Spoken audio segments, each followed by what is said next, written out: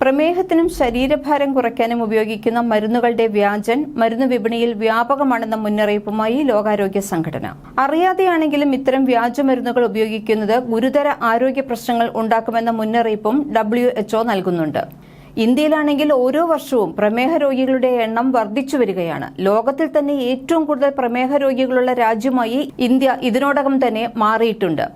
അതുകൊണ്ട് തന്നെ ഇത്തരം തട്ടിപ്പ് കേന്ദ്രങ്ങൾ കൂണുപോലെ മുളച്ചു പൊന്തിയിട്ടുമുണ്ട്. പോരാത്തതിന് ഇപ്പോൾ എന്തിനും ഏതിനും ഓൺലൈനിൽ തിരയുന്ന പ്രവണത കൂടിയിട്ടുണ്ട്. ഓർഡർ ചെയ്താൽ വീട്ടിൽ സാധനം എത്തുമെന്നതിനാൽ ഓൺലൈൻ വിപണിയും സജീവമാണ്.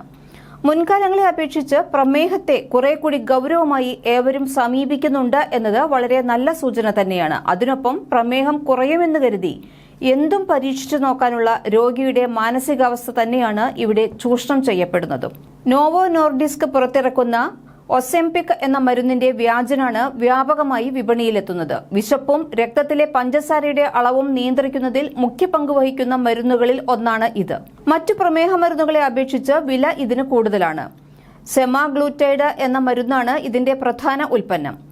ഓസെംപിക്, റൈബെൽസസ് എന്നീ ബ്രാൻഡ് നാമങ്ങളിൽ പ്രമേഹത്തിനും വെഗോവി എന്ന ബ്രാൻഡിന് കീഴിൽ അമിതവണ്ണത്തിനും മരുന്നുകൾ ഈ ബ്രാൻഡിന്റേതായി ഇപ്പോൾ നിലവിലുണ്ട്.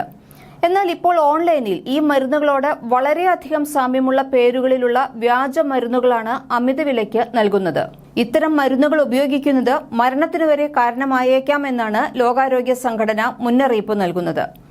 പ്രമേഹം, അമിതവണ്ണം എന്നിവയ്ക്കായി ഉപയോഗിക്കുന്ന മരുന്നുകൾക്കുള്ള വലിയ ഡിമാൻഡ് തന്നെയാണ് ഇവയുടെ വ്യാജൻ വിപണിയിലെത്തിക്കുന്നതിന് പിന്നിലെന്ന് ആരോഗ്യ സംഘടന പറയുന്നു.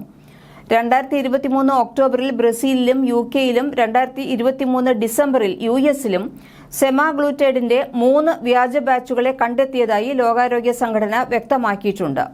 വ്യാജമരുന്നുകൾ ഉപയോഗിക്കുന്നത് രോഗികളുടെ ആരോഗ്യനില വഷളാക്കാൻ ഇടയാക്കും. വ്യാജമരുന്നുകളിൽ അടങ്ങിയിട്ടുള്ള അപകടകരമായ ചേരുവകൾ ഗുരുതര ആരോഗ്യ പ്രശ്നങ്ങൾ ഉണ്ടാക്കും.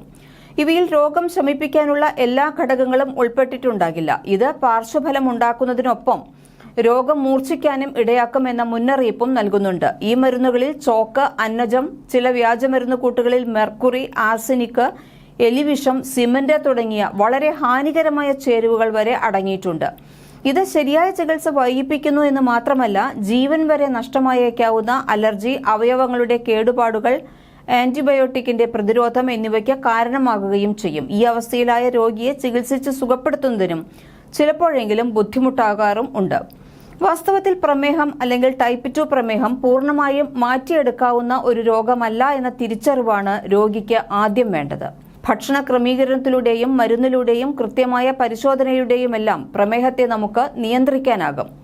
കൃത്യമായ ഇടവേളകളിൽ രക്തത്തിലെ ഗ്ലൂക്കോസിന്റെ അളവ് പരിശോധിക്കുക, അതിനനുസൃതമായ രീതിയിൽ മരുന്ന് കഴിക്കുക, ഭക്ഷണം ക്രമീകരിക്കുക, കൃത്യമായി വ്യായാമം ചെയ്യുക തുടങ്ങി രോഗി അയാളുടെ ജീവിതശീലങ്ങളെ ചിട്ടപ്പെടുത്തുന്നതോടെ പ്രമേഹത്തെ നമുക്ക് നിയന്ത്രണ വിധേയമാക്കാവുന്നതാണ്. വാസ്തവം ഇതായിരിക്കെ എത്ര കടുത്ത പ്രമേഹവും ദിവസങ്ങൾക്കുള്ളിൽ സുഖപ്പെടുത്തുമെന്ന രീതിയിലുള്ള പരസ്യത്തിൽ വഞ്ചിതരാകാതെയിരിക്കാൻ നമ്മൾ തന്നെ ശ്രദ്ധിക്കേണ്ടതുണ്ട്. അതുപോലെ തന്നെയാണ് ശരീരഭാരം കുറയ്ക്കാനുള്ള മരുന്നുകളും. ഒരു മെഡിക്കൽ ശാഖയിലും വ്യായാമം, ഡയറ്റ് എന്നിവയിലൂടെ അല്ലാതെ വെറും മരുന്നുകൾ കൊണ്ട് മാത്രം ശരീരഭാരം കുറയ്ക്കാമെന്ന് അവകാശപ്പെടുന്ന മരുന്നുകൾ ഇല്ല എന്ന് പൊതുവെ എല്ലാവർക്കും അറിയാവുന്ന കാര്യമാണ്. എങ്കിലും ഇത്തരം ചെപ്പടി വിദ്യകൾക്ക് പുറകെ പോകുന്നവർ തന്നെയാണ് വ്യാജമരുന്ന് നിർമ്മാണ കമ്പനികൾക്ക് വളം വെച്ചു കൊടുക്കുന്നത്. ഈ സാഹചര്യത്തിൽ ഓൺലൈനിലും മറ്റും മരുന്നുകൾ വാങ്ങുമ്പോൾ സൂക്ഷ്മമായ പരിശോധന നടത്തണമെന്നും സംശയം തോന്നുകയാണെങ്കിൽ ഡോക്ടറെ സമീപിച്ച് ഉറപ്പുവരുത്തണമെന്നും WHO നിർദ്ദേശിക്കുന്നു.